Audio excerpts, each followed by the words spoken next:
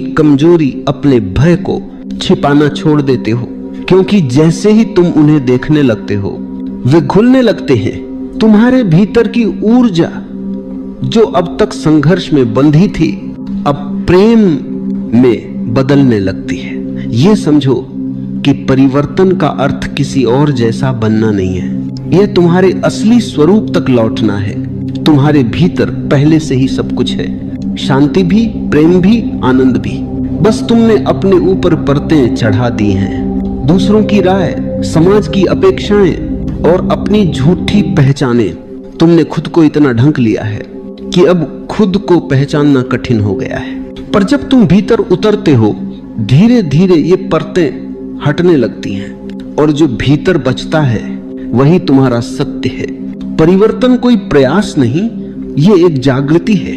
ये समझना कि मैं वही नहीं हूं जो अब तक सोचता आया हूं। और इस समझ के साथ तुम्हारे भीतर एक हल्कापन उतरता है।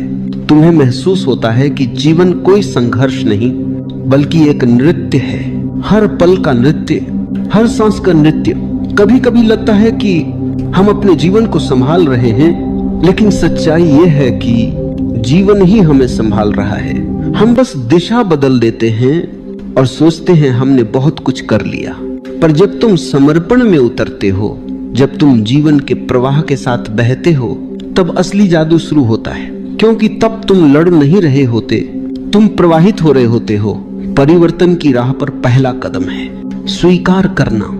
जैसे तुम हो वैसा खुद को स्वीकार करना, अपने भीतर के अंधेरे को स्वीकार करना, अपने दोषों को, अपनी कमजोरियों को।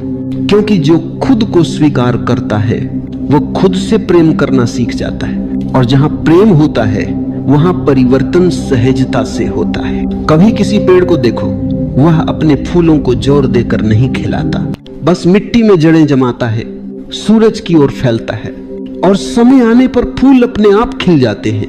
परिवर्तन भी ऐसा ही है। अगर तुम अपने भीतर की मिट्टी को तैयार करो, अगर तुम चेतना की रोशनी में जी डरे जमाओ, तो जीवन का फूल अपने आप खिल जाएगा। समस्या यह है कि हम बाहर के फूलों को देखते हैं और सोचते हैं कि हमें भी वैसा ही बनना है, लेकिन भूल जाते हैं कि हर पेड़ की जड़ अलग होती है, हर मिट्टी की खुशबू अलग होती है। तुम्हारा रास्ता तुम्हारा है। किसी और जैसा बनने से तुम अपने असली स्वरूप को खो दोगे। इसलिए खुद को स्वीकार करो पूरा, जैसा तुम हो, और वहीं से शुरुआत करो। जब तुम भीतर लौटते हो तो एक अजीब सी शांति उतरती है, जैसे कोई लंबे समय से खोया हुआ घर मिल गया हो।